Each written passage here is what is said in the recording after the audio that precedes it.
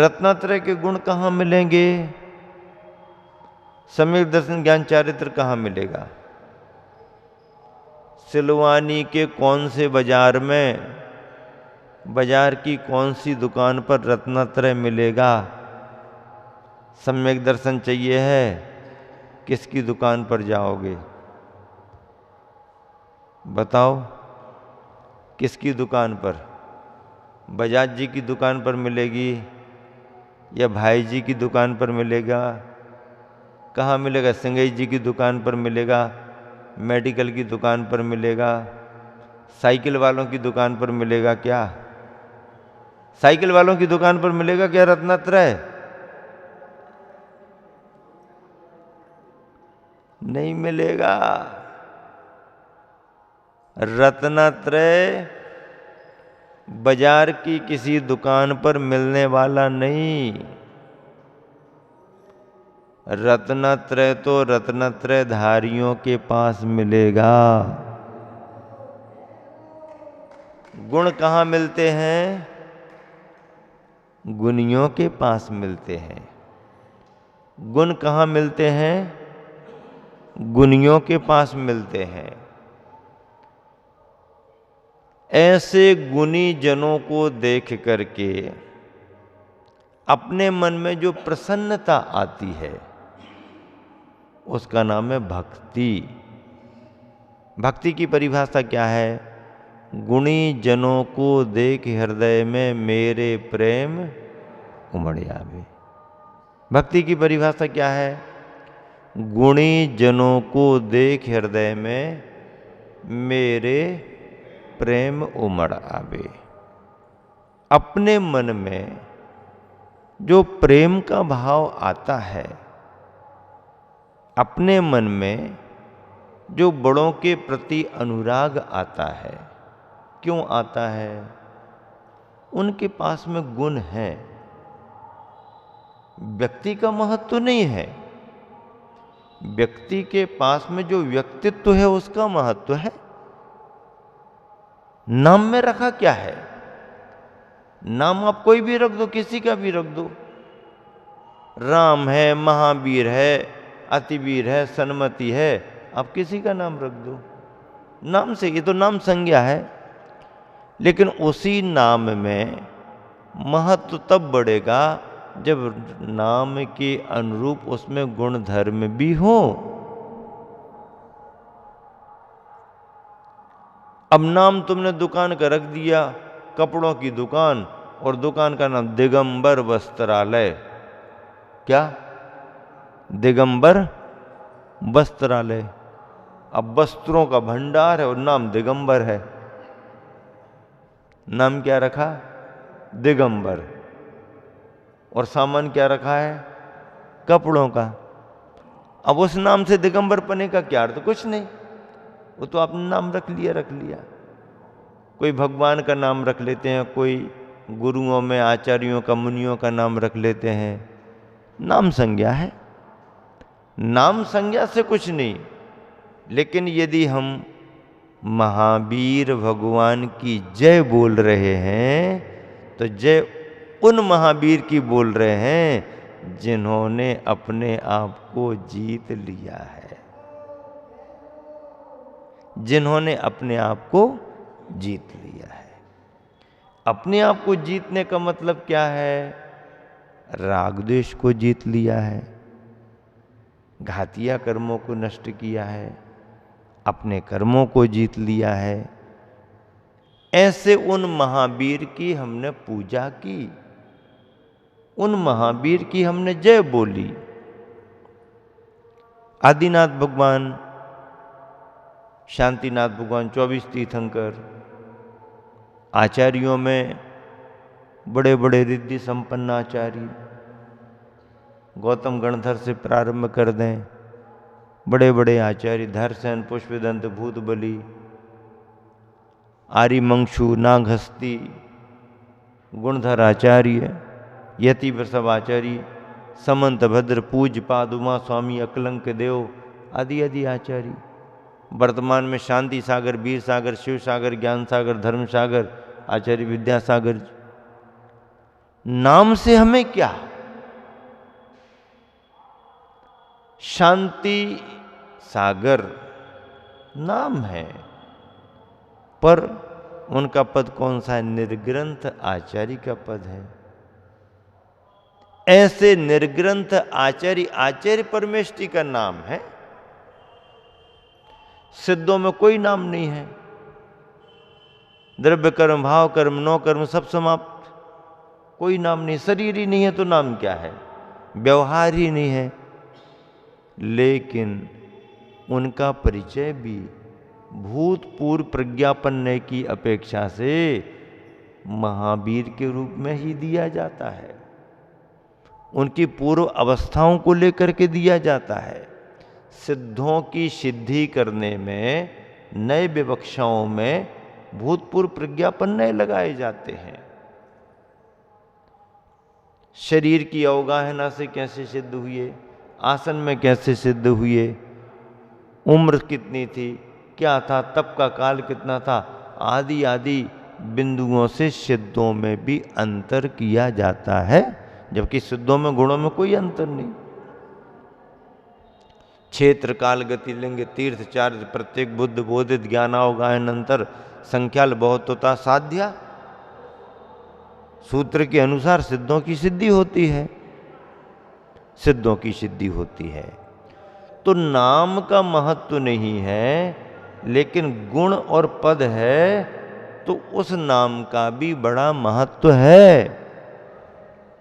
इसीलिए गुणों की पूजा करने के लिए नाम संज्ञा की भी पूजा होती है, नाम को भी जोड़ा जाता है। तीर्थंकर भगवंत की सामान्य से पूजा कर लो, देवशास्त्र गुरु में देवशास्त्र गुरु में देव की पूजा सामान्य से कर लो, होती है पूजा। देव की पूजा भी हो जाती है सामान्य से, तो देव की पूजा में सभी तीर्थंकर आ गए, अरहंत आ गए। लेकिन देव की पूजा करने में अरहंत अवस्था की पूजा तो हो जाएगी, लेकिन 24 तीर्थंकरों में इस 24 में आदिनाथ से लेके महावीर तक जो अरहंत बने हैं, सिद्ध बने हैं, उनकी पूजा किस रूप में करोगे? महावीर निर्माण महोत्सव आ रहा है, आप दीपावली पर महावीर भगवान के निर्माण की बेला में किसकी पूजा करोगे? देव की पूजा कर लो ना, उसमें तो सब गर्भित हो गए भगवान। ये तुम्हारा ज्ञान है, तुम अपना गर्भित करो। हमारा ज्ञान तो ये कहता है आज महावीर भगवान का मोक्ष हुआ है तो देवशास्त्र गुरु की पूजा अलग करेंगे, उनका अर्घ अलग चढ़ा देंगे, लेकिन आज महावीर भगवान की विशेष रूप से पूजा करेंगे। आदिनाथ भगवान का निर्माण कल्याणक आया है, आदिनाथ भगवान की पूजा करेंगे। महावीर जयंती आई, आदिनाथ जयंती आई, महावीर आदिनाथ की पूजा अलग तरीके से करेंगे। करना चाहिए।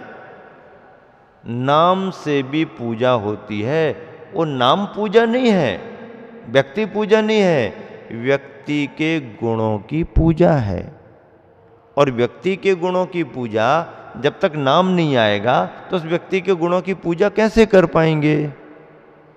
आचार्य परमेष्टि की पूजा हमने कर ली, आचार्य परमेष्टि में सारे आचार्य आ गए, लेकिन जब तक हम नाम लेकर के कुंद कुंद स्वामी को अर्घ नहीं चढ़ाएंगे तो कुंद कुंद स्वामी के प्रति हमारी भक्ति कैसे होगी?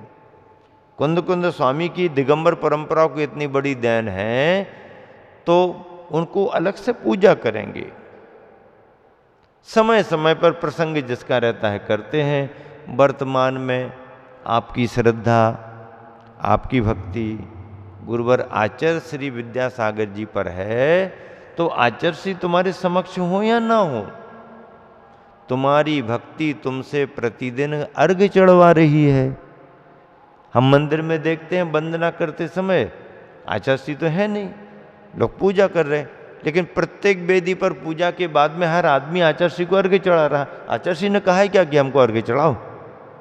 फिर आचार्य श्री को अर्घ क्यों चढ़ा रहे? सामने सामने हो तो चढ़ा दो, जब सामने नहीं है तो फिर क्यों चढ़ा रहे? ये सम्यक दर्शन का परिणाम है। सम्यक दर्शन में ऐसे परिणाम आते हैं। क्षयोपशम सम्यक दर्शन में चलमल अगाढ़ दोष भी है। शांतिनाथ शांति के करता है, ऐसी हमने मान्यता रखी, तो सम्यक दर्शन में दोष है, लेकिन सम्यक दर्शन बाधित नहीं है। क्षयोपशम सम्यक दर्शन में दोष है। पार्श्वनाथ भगवान विघ्नों के हरता है हमने कह दिया, तो हम अज्ञानी नहीं हैं, हमें भी ज्ञान है कि जैन परंपरा के तीर्थंकर, जैन परंपरा के भगवान किसी का कुछ करते नहीं है।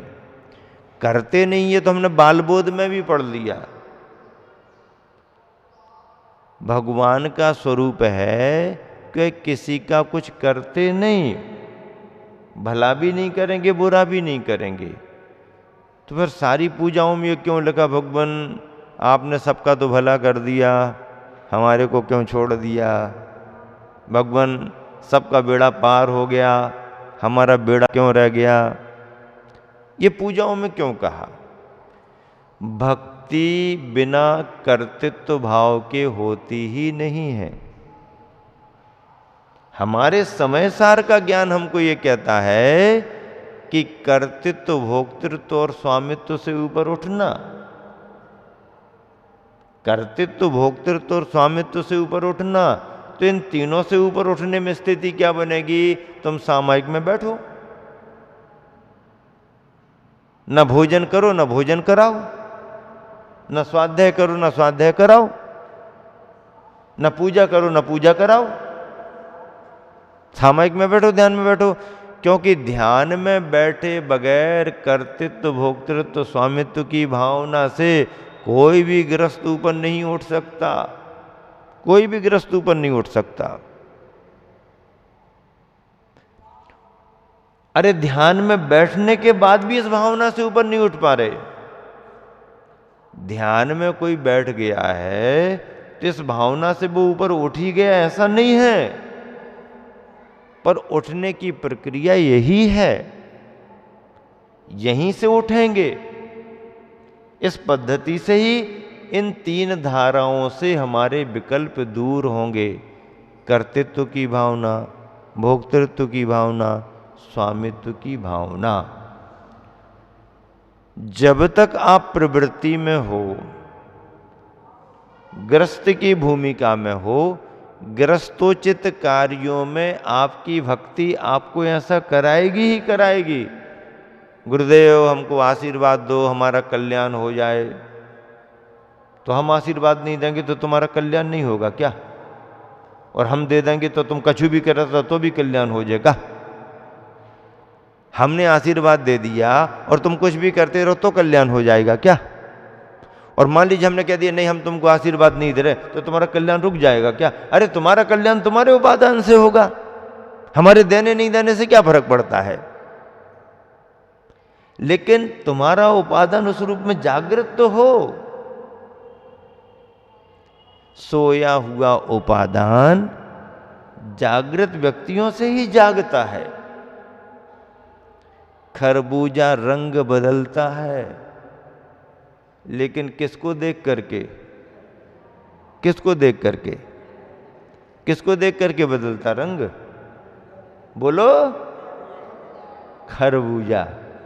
खरबूजा के पास जाना नहीं है और खरबूजा तुम पक जाए, संभव नहीं है। चर्चाएं करना अलग बात है, पर जीवन को जीना अलग बात है। चर्चा करना सरल है, हाँ, और 4-10 आदमियों में चर्चा करना और सरल है। पूरी समाज में बैठ के चर्चा करो तब पता पड़ता है।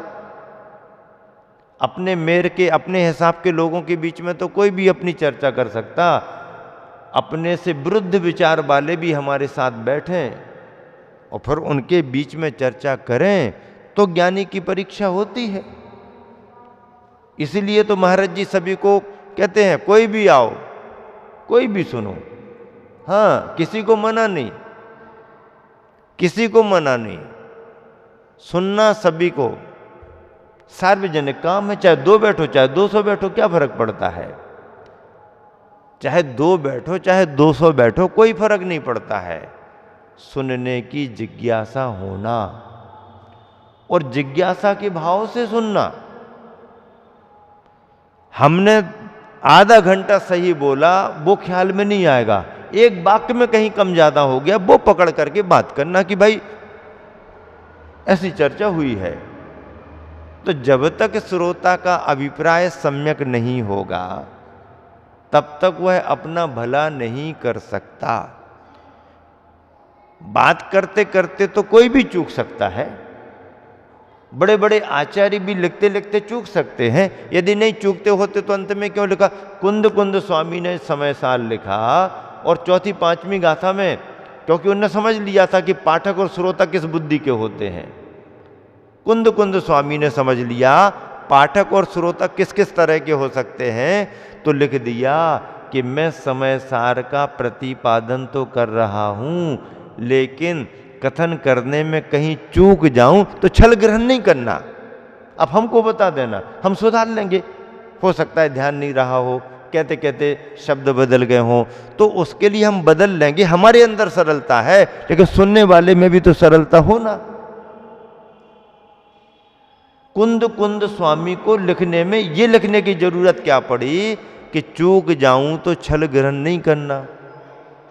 इसका मतलब ये है कि वह श्रोताओं के परिणामों को जानते थे कि श्रोता एक से परिणाम वाले नहीं होते हैं, अपना अपना अभिप्राय लेकर के अपना अपना भाव पकड़ने वाले होते हैं। इसलिए श्रोता का अभिप्राय पहले सरल हो, श्रोता का अभिप्राय पहले सरल हो और वक्ता निर्मल परिणामों से शास्त्र की व्याख्या करे। वक्ता की जवाबदारी है कि अपने निर्मल परिणामों से शास्त्र की व्याख्या करे। पुराने समय में बड़े बड़े समाज सेवी हुए हैं, बड़े बड़े विद्वान हुए हैं, जो विद्वान 2-5 क्लासें भी नहीं पढ़े और अभ्यास करते करते शास्त्र का उनका क्षयोपम ऐसा बढ़ा कि उन्होंने बड़े बड़े ग्रंथों का संपादन कर दिया। श्वेतांबर समाज में एक सुखलाल जी संघवी अंधे थे, प्रज्ञा चक्षु थे, पढ़े लिखे स्कूल में नहीं गए, डिग्रियां कुछ नहीं, लेकिन उनका क्षयोपम इतना बड़ा कि शास्त्र को सुनते सुनते पढ़ तो पाते नहीं थे। आप पढ़ो हम सुन रहे, आप पढ़ो हम सुन रहे। उनकी लगन ने उनको बड़ा विद्वान बना दिया, बड़ा विद्वान बना दिया। प्रज्ञा चक्षु, आंखों से अंधे, और फिर उनकी योग्यता इतनी बड़ी कि ग्रंथों के उन्होंने संपादन कराए।